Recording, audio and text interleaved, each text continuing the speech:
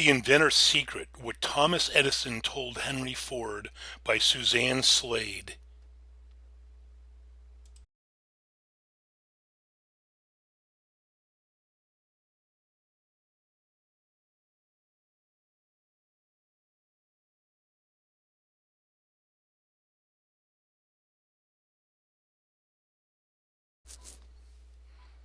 Not long ago, the world was a little slower, a little simpler, and a whole lot quieter.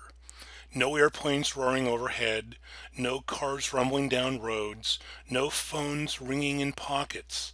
Then things began to change because of two curious boys, Thomas and Henry, and one secret. Young Thomas got into trouble a lot. It always started with an experiment. He just had to see how things worked. Thomas was curious about chemistry. He mixed up colorful potions in his basement, but explosions shook the house night and day. Thomas was curious about locomotives. He got a job as a newsboy, selling papers on a train, but one of his experiments set the baggage car on fire. While Thomas was curious about electricity, invisible energy that flowed and stopped, sizzled and popped. He tied wires to his cat's tails and rubbed their fur. Sparks flew that day. He was born 16 years after Thomas. He got in a heap of trouble too. He was always doing experiments instead of his chores. He just had to see how things worked. Henry was curious about wind-up toys. He took his sister's toys apart, but couldn't always put them back together. Henry was curious about the rushing river. He built a dam and water wheel to catch its energy, but flooded the neighbor's field instead. Most of all, Henry was curious about engines, machines that chugged and purred, hiccuped and whirred.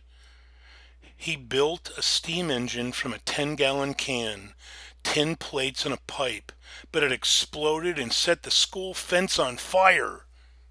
As Thomas grew older, he dreamed of creating his own inventions, electric gadgets to make life easier. He designed an electric pen so people could rest their weary hands. His sharp pen cut a stencil that made copies. In just one day, people could print a pile of copies that would have taken weeks to write by hand.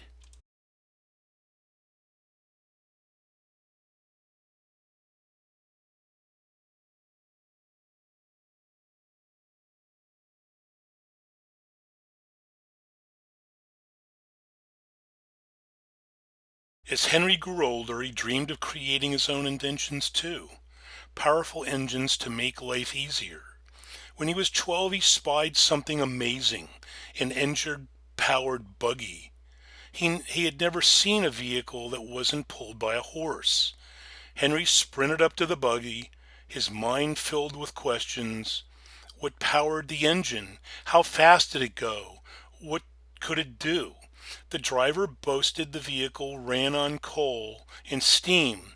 It went about 12 miles an hour. Its engine powered farm equipment and used huge saws. The mighty machine got Henry's mind spinning. An engine didn't eat or rest like a horse. It could carry people, mail and news, fast. From then on, Henry thought about one thing, making his own vehicle. A car hardworking families could afford. Then folks could go to town anytime, not just the weekly Saturday trip. They could visit faraway places they'd only heard about. Henry couldn't even repair his broken watch. How would he even build a car? Then he heard about Thomas's electric pen. What's his secret, Henry wondered. How did he make such a marvelous machine? Later, Thomas created an invention that recorded and played back sounds. When Thomas talked into his new phonograph, Mary had a little lamb, it talked right back. Mary had a little lamb. His phonograph could also play music. Henry was still dreaming about cars. Everywhere he went, his pockets rattled with metal parts. When he was 17, he took a job at a machine shop to learn more about engines and machinery. 2 years later, a farmer hired Henry to operate a new steam engine. Soon Henry began tinkering on a steam engine of his own. He strapped the homemade engine to an old mowing machine. His contraption sputtered along for 40 feet, then collapsed. Henry's design was a flop, but everyone was buzzing about Thomas's talking phonograph. What's his secret? Henry wondered. Thomas's photograph is amazing. It records sound, it talks. What will he think of next? Meanwhile, Thomas was working on an electric light so people could read past dark. After changing his design many times, he created an incandescent light bulb that burned all night.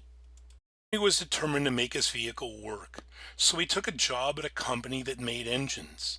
One day he repaired a fancy engine from England. It had a four-stroke cylinder that burned gas to create power. Fascinated, he built a model of the engine to see how it worked. After that, Henry spent long nights and Saturdays working on his car. Friends and co-workers helped too. When he finally rolled his creation out of his workshop, it had two cylinders for double the power, a 3-gallon tank for gas, and 4 bicycle tires for wheels. Henry's quadricycle could go up to 20 miles per hour, but it cost a fortune to make. Most people thought his rattling gas buggy was a joke. "Get a horse," people shouted at Henry. The whole country was crazy about Thomas's electric light. Henry scratched his head. What's his secret? Still, Henry believed in his dream. Although he knew that other people were working on gas cars, he was determined to make the best. One that was easy to drive, big enough for families, and most important, a car everyone could afford. While Henry was working on his design, Thomas earned patents for over 100 new inventions. Henry couldn't stand it any longer. He had to find out Thomas's secret. So Henry hopped a train in Detroit and chugged 600 miles to New York City. That's where important businessmen, including Thomas, were gathered for a meeting. Henry did some fast talking and got invited to a big dinner with Thomas as the guest of honor. During dinner, everyone kept talking to Thomas. Henry peered down the large table at the famous inventor. He waited and waited and waited. Finally, Henry gathered his courage. He moved right next to Thomas and told him he was building a gas car. "Is it a four-cycle engine?" Thomas asked. Henry lit up brighter than any light bulb. He grabbed a menu and started sketching his engine. Thomas fired off question after question. Henry happily answered each one. And that's when it happened. Blue eyes sparkling, Thomas leaned in close to Henry. He banged his fist on the table. "Keep at it," he shouted.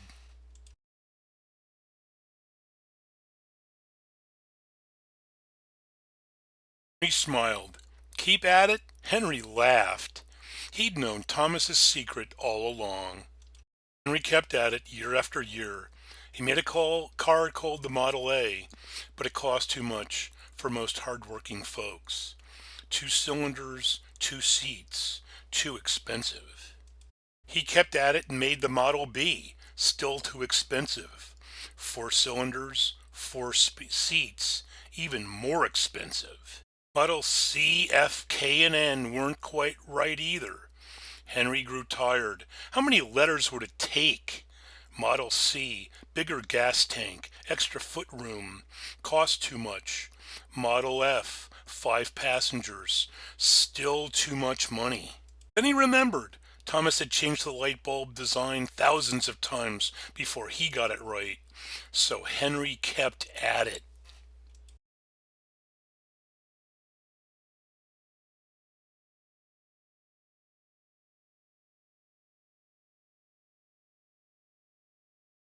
Finally, he made a special car, the Model T, though some people called her Tin Lizzie.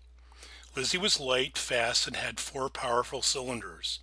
She didn't have fancy extras like a driver door, gas gauge, seat belts, or shocks. But she had plenty of room for a family. Millions of people bought their own Tin Lizzies. She took folks to town whenever they wanted. She carried people places they'd never been. Best of all, She brought people across the country closer together.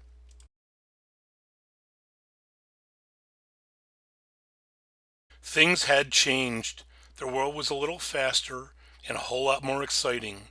And it was all because of two curious inventors, Thomas and Henry, and one secret: keep at it. Bang on the table was worth worlds to me.